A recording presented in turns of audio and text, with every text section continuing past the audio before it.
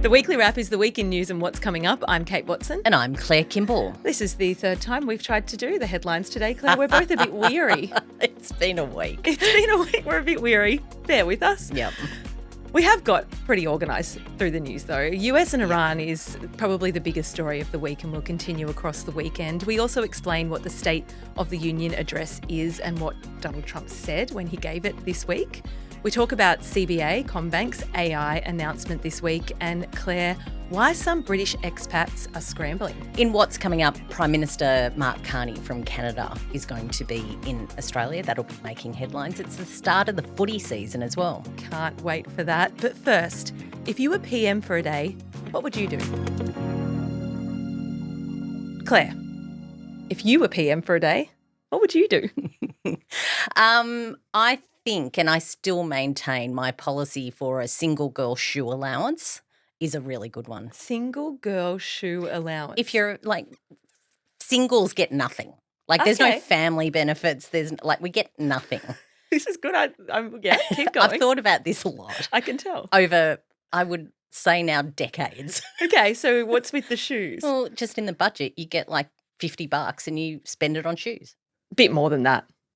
$100. I'm up for offers. If Claire was PM for a day, that is what she would do. Done. Single girl shoe allowance. I feel like there would be people out there going, yes. I mean, single blokes too, if they want shoes. Yeah, too, what do single blokes get? Well, I don't really care. Well, you've only got a day. So just if you can get one thing done, that's fine. Exactly. Targeted. It's a targeted measure. Very specific to a certain group of voters. I don't hate it. Yeah, thank you. Why are we talking about this? Well, we have a really fun kids initiative that's coming through the Squiz Kids team.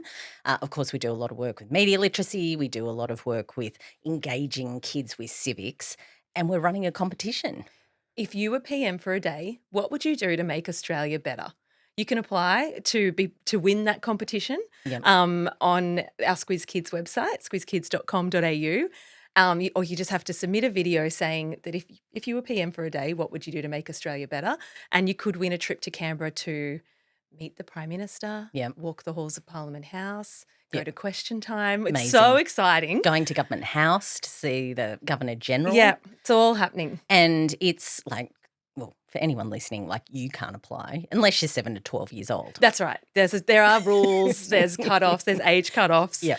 You can't steal Claire's idea, although I don't think kids have the same agenda as you. I want to patent that. I think it's a good one. For when you're Prime Minister. Exactly. But we are super excited about it. We'll put a link in your show notes to that competition as well. If you've got kids in your life, what a fun one to try and win. Yep. Good way to have conversations about big ideas. Yeah, very good point. I can't wait to see all the entries. They close on the 13th of March, though, so you don't actually have that long. Yeah, get thinking quickly.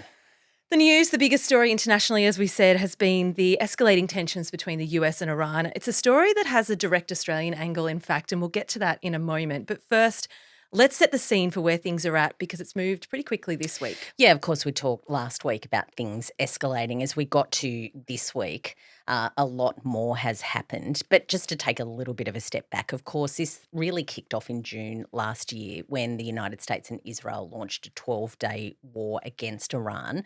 That included strikes on nuclear facilities. Remember, there were lots of those sort of graphs coming through in the news about how they were targeting nuclear facilities. It was quite a feat.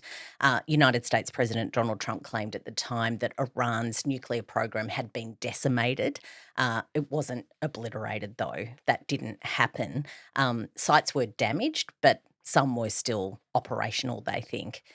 Fast forward to now, and US officials are saying that Iran is rebuilding and, in fact, could be very close to having that same capacity again for that sort of weapons-grade material. So Trump has been ramping up, and here we are. Here we are. We talked about that armada that's been assembled in and around the Middle East, the biggest military force since the Iraq invasion in 2003. 2 aircraft carriers, at least 17 warships, over 150 aircraft have been shifted into the region.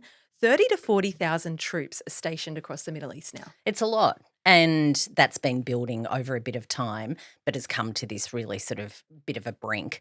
A week ago, Iran was given that deadline of 10 to 15 days to make some sort of a deal. There have been talks happening. The third round happened in Geneva. As we woke up on Friday, we got a bit of a sense about where that was at. They're really important because they're seen as this sort of last-ditch attempt at diplomacy before potentially a military strike is launched. So you've got here that talks were in Geneva, but then they're going to Vienna next week? Well, it's, you've got to share the love around when it comes to conferences and that right? summits. Okay. I don't know whether it's an economic measure for the EU, but yeah, they're moving around, that's for sure. I mean, for the US, it seems that the breakthrough will be if Iran stops enriching uranium. We talked about enriching uranium being the process needed to be able to build nuclear weapons and essentially prove it will never build a nuclear weapon. That seems to be what Trump's angling for. And that's the deal that he wants to strike, that would be agreed to. Iran, for its part, says that its nuclear program is completely safe under any of those sort of international agreements, that it meets all those non-proliferation treaty requirements. They've rejected the US demands to limit their ballistic missile capability as well. They say that they should be able to have the capacity to do those sorts of things. But there's concerns, of course, about what Iran is doing in those programs and how they're supporting what they call these proxy groups. So groups like Hezbollah and Hamas, who we've talked about quite a bit in the last couple of years or so. As for what Iran wants out of these discussions, it's sanctions relief. Which I think you need to explain a little bit more. Yeah, so in all of this, in the discussions around Iran and nuclear, to essentially punish Iran because they weren't making these deals, the US has led the charge, but other nations in the United Nations and in that sort of block of agreed nations, they've been making sure that Iran can't export much to the world and it can't import much. So their economic sanctions have really hurt their economy. And we know there's been mass protests in Iran over this and the regime more broadly. Thousands have been killed in the crackdown that then the government has put on those protesters. Yeah, so just to step back a bit on that. Yeah. So the big protests in January were about the really bad economic situation in Iran. It's come to a head mainly because of these sanctions. Yeah. So huge domestic pressure on the Iranian leadership. That helps explain why the talks are happening at all. Iran is arguably at its weakest point since the 1979 revolution. With everything we've read, that seems to be what everyone's saying. Its air defences were damaged in last year's war. Its proxy network, that network of terror groups, has been weakened. There's growing unrest at home, as we said. That's why Donald Trump sees now as the moment to go, well, let's hit him again. And it's sort of the big question that really is laying underneath why now and what is happening and what is Trump actually getting at. Does he want this nuclear deal? Is it about nuclear? Is it a moment to actually really prosecute that issue? Or is it a bit of a time in history where the Iranian regime is weak and potentially regime change could happen? So putting a lot of pressure on a couple of fronts, maybe to get to both outcomes. That's why Trump is knees deep in this. And this week there's been a lot of this is what Trump's saying and this is what his advisors might be saying and this is what other stakeholders are saying. One in particular is the US military's top general, Dan Kane. Apparently, allegedly, in private, reportedly, he has been saying in private that this would not be straightforward. He's told colleagues the risk of American casualties is high. According to the New York Times, the Pentagon only has enough forces and ammunition in the region for about 7 to 10 days of those strikes. I was also reminded when I was listening to the daily podcasts this morning, as I was driving in very early, that Iran has terror networks in Europe, potentially in the US. So can they activate those is an outstanding question. It's a good question, isn't it? Because you think Iran, they're under pressure, potentially weakened. America, biggest military, most powerful military force in the world, the US had just knocked them over. But if they really wanted that to. That might not be the case. That might not be the case. It's actually quite tricky. And I guess when you look at what others are saying, so David Petraeus is a really interesting one. He led the American forces in Iraq and Afghanistan. He knows a bit about the US going to war in the Middle East. He made the point this week that the US has actually used a lot of its missile receptors in supporting Ukraine.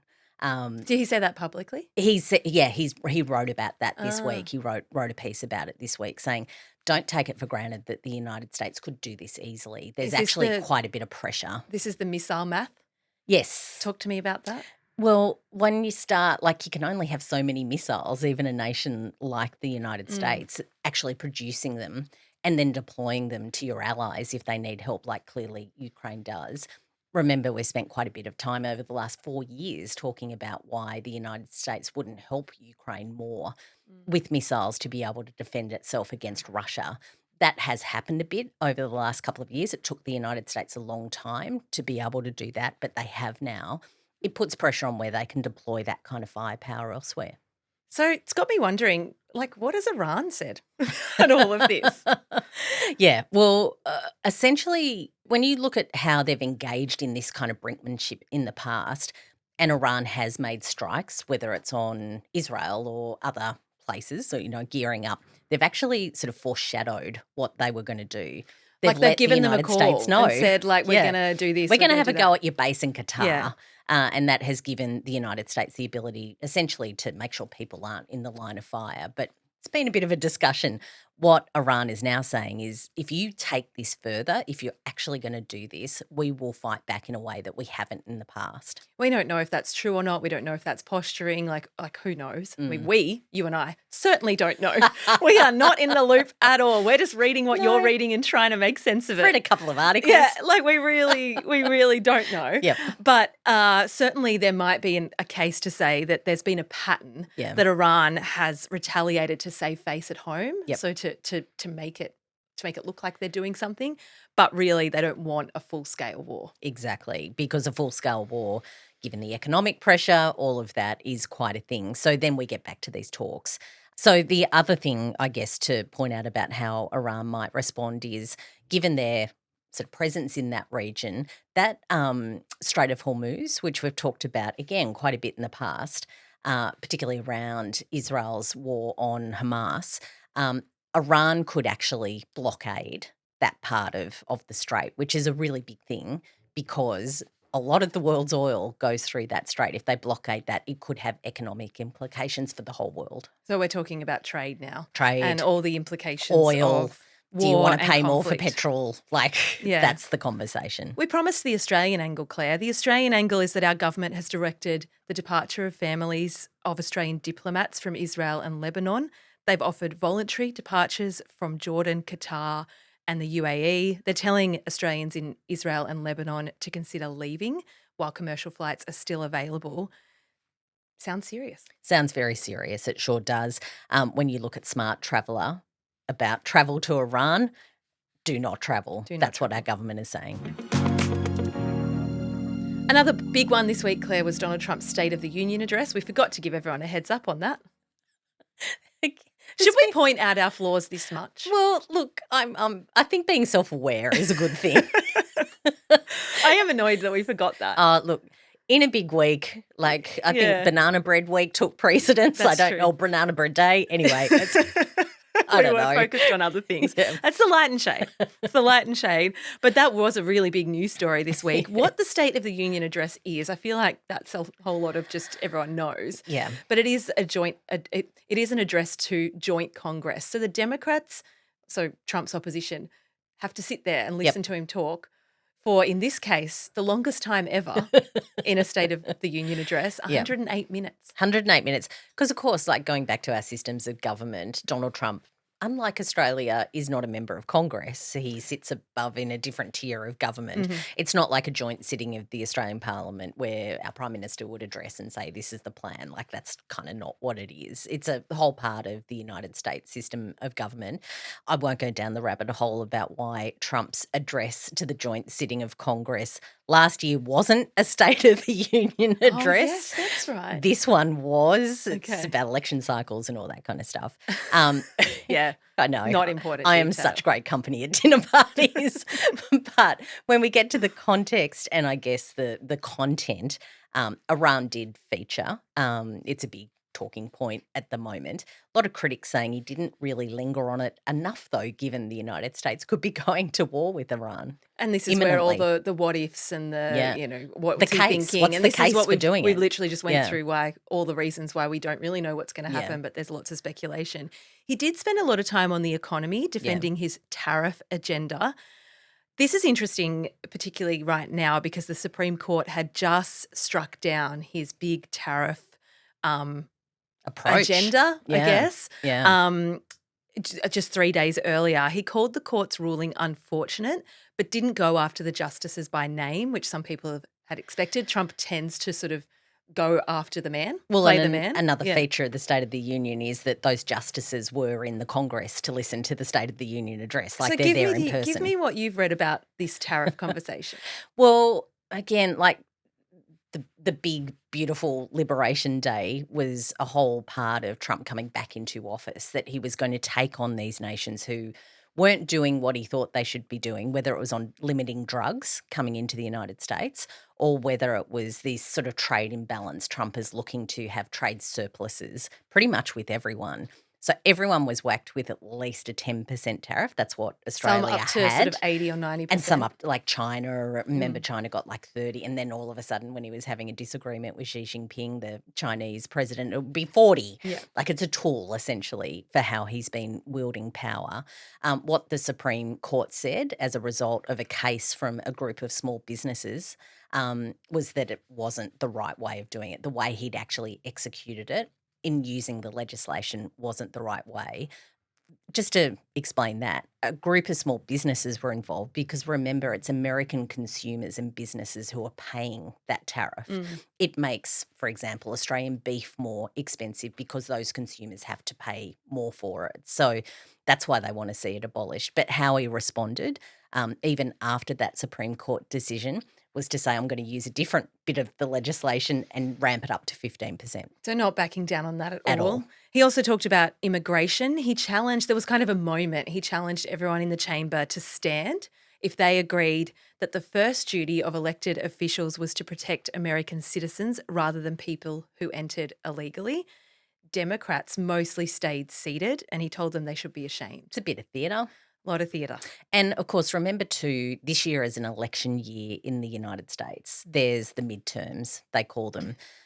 Again, to the system of government, pretty much everyone in the House of Representatives is up for re-election. They only have 2-year terms. So there's a bit of politicking going on there as well. Yeah, and as you say, for the cameras, Yep. that was a moment. And then he dedicated about 6 minutes to the US men's Olympic hockey team who won gold at the Winter Olympics. I think did they march in or something?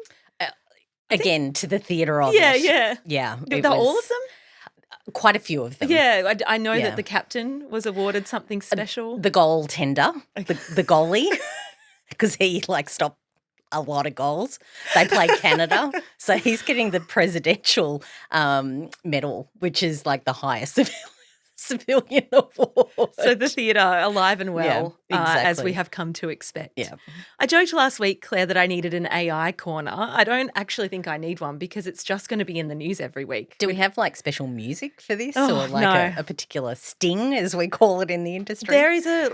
There's a high risk of people getting really fatigued by AI news because it's a lot. Absolutely. And it's hard to and it's access. fast moving. Yeah. And it's very fast moving, as we'll talk about. Probably the most relevant local story is headlines people will have seen this week about job cuts. I mean, Yeah. any headlines about job cuts has people worried, particularly in the industries that we know that you work in, the people who listen to this podcast. WiseTech is a software logistics company. They announced they will cut 30% of their staff this week, directly linked to AI. So that was a big piece of news there. It's coming so quickly, as we said. Richard White, who's also the infamous Richard White of WiseTech. The LinkedIn lecture. The LinkedIn lecture, that's right. That aside, Yep. he said individually people can do far, far more work with AI than they could have done 9 months ago. 9 months ago. Yeah. There's a revolution happening. Yeah, right and now. as you say, it's big and it's confronting.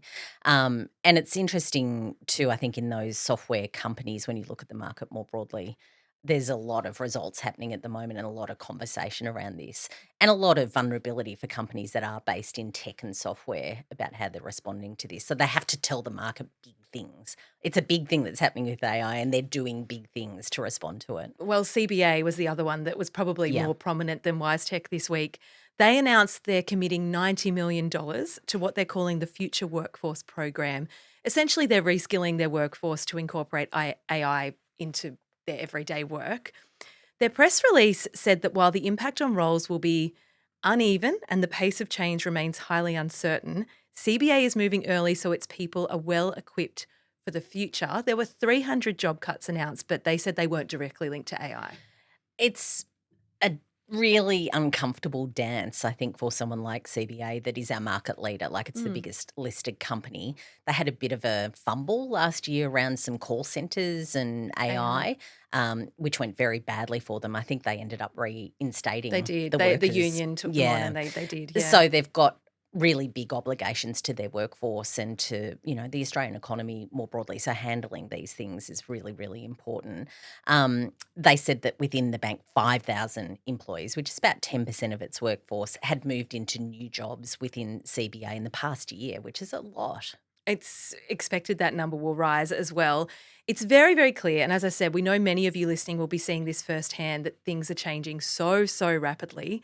One huge topic of conversation in all of this is regulation as well. And what's our government doing and how are we approaching this as a nation? There is a national AI plan, if you're interested. Yep. It has 3 objectives. We've touched on these before, but one is to make sure Australia is realising the opportunity to have AI companies actually invest here. So sort of competing priorities in the sense that we want to make it safe, but we actually know that this is the future and we need them to want to invest in Australia. It acknowledges the need for uptake as well in government services, so the public service. And then the final point is that safety point. How do we do this all very safely? Yeah, and your good Squiz listeners, you'll know that we're running a campaign with Minderoo at the moment, which is an interesting organisation, and they're looking at this very seriously. What does regulation mean? You don't want to stop AI from happening, like we've got to be in the conversation, but how do you do it safely? So there's a lot of people with eyes on this. And then to zoom out, huge topic of conversation in the US as well this week. Right now, there is a situation where Anthropic, we've talked about Anthropic a lot, an AI company, is refusing to give the US military complete access to its tech. So it has a multi-million-dollar contract with the US government, but it's refusing to give full access to the government to use it for military purposes. It's concerned about its use for AI-controlled weapons and mass domestic surveillance of American citizens. This will be as close as I come to commentary. Isn't it interesting that the United States government went off after TikTok because of the idea that TikTok would just give over its algorithm and data to the Chinese government, and that was a problem? Remember that? Yeah. Yeah. And essentially that's what they're asking Anthropic to do. They're asking them to do that. Peter Hegseth is leading this call. He is the US Secretary of Defense.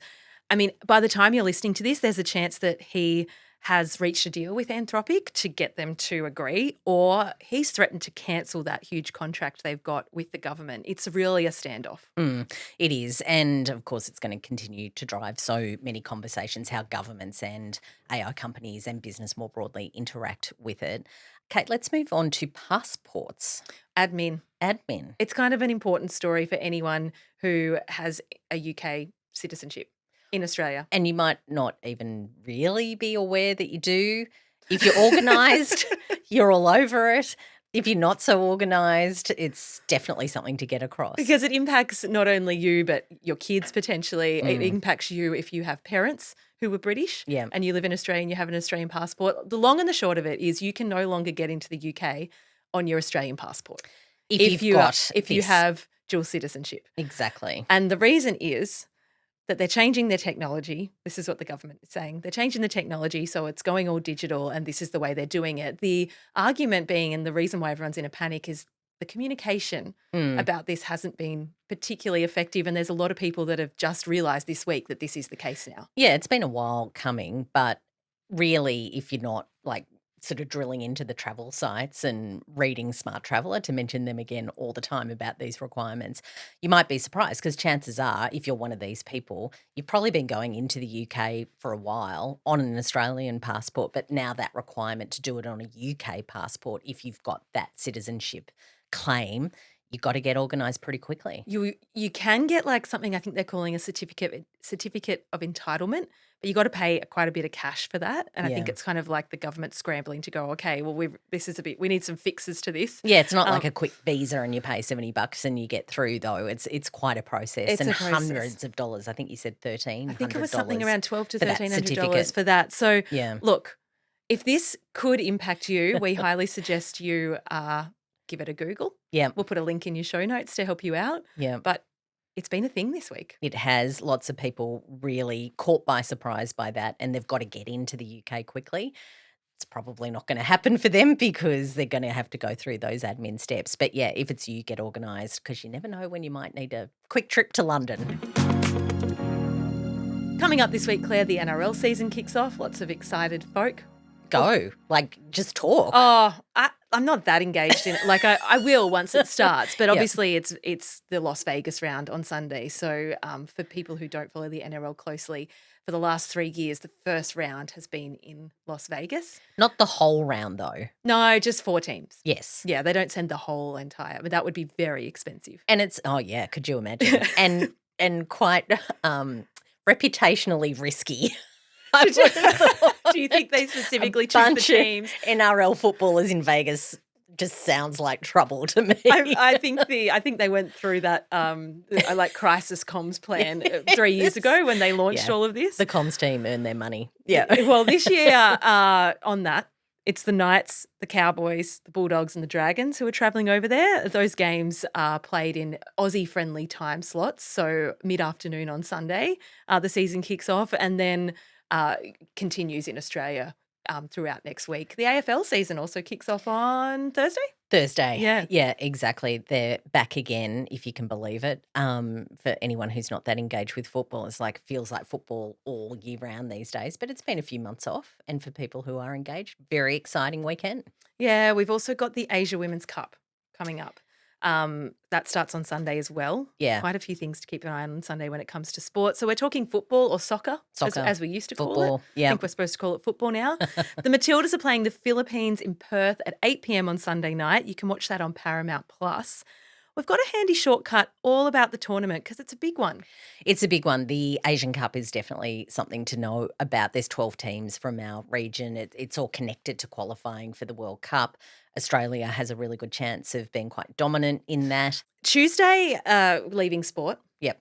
AFR. To a very different sort of sport. The AFR Business Summit, Claire. Michelle Bullock, the RBA governor, is speaking. Yep, that happens on Tuesday. It's not just people like Michelle Bullock, pretty much anyone who's anyone in business, in politics as well, go to that summit.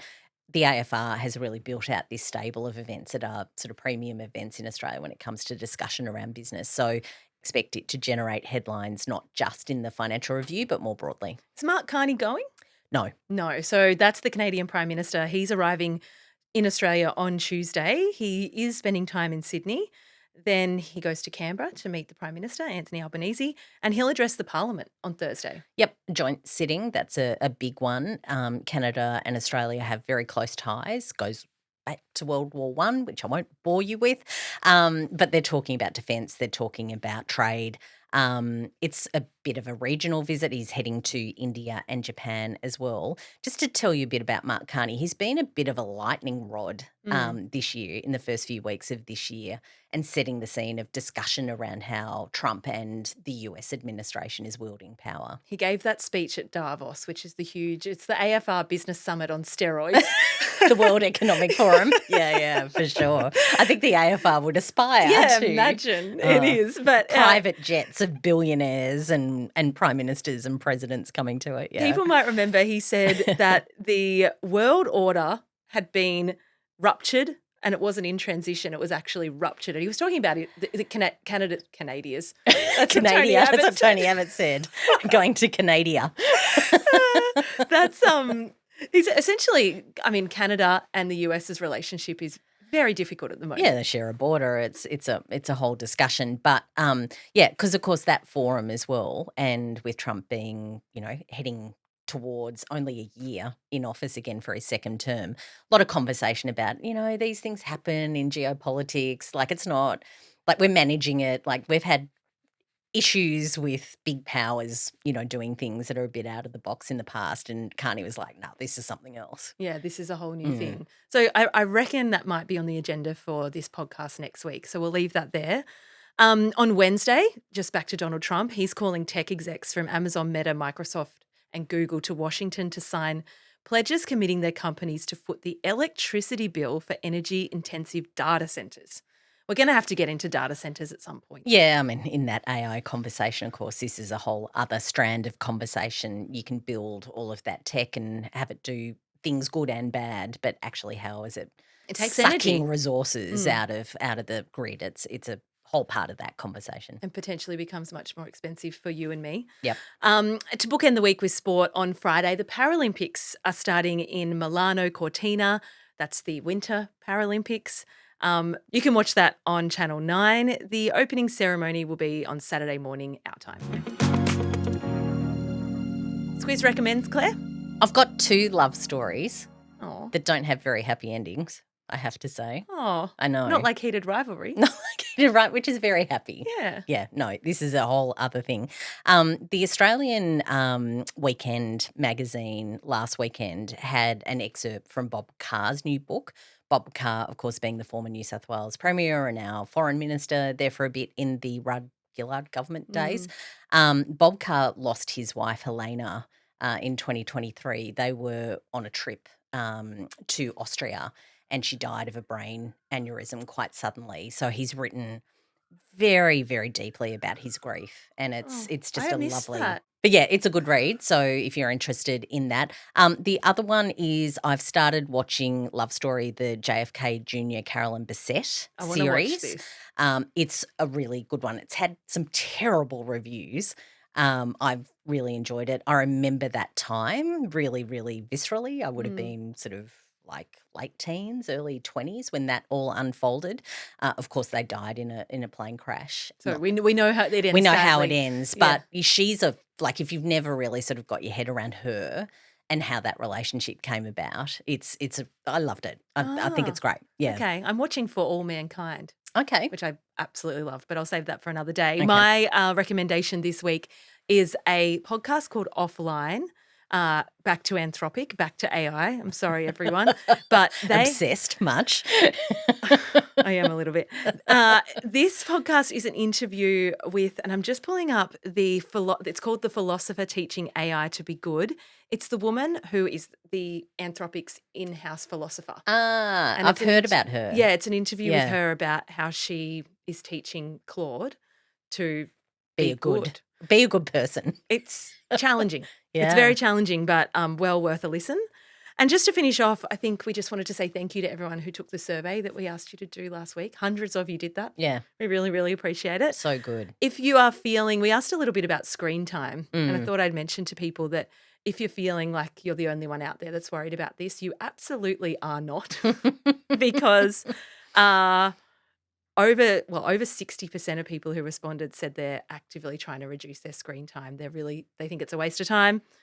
They think the quality's low-fi, not worth their while. Not good time spending Which, I mean, for them. might not be any surprise, but encouraging for us in what we're looking at building out. Yeah, I took at it a quick look in the middle of the week at those survey results. Our Squiz people are very mindful about what they're consuming. Yeah. And I'm sure that's why you're listening to us, because you've made a good choice around how you want to consume information. You do come to us for that part of it.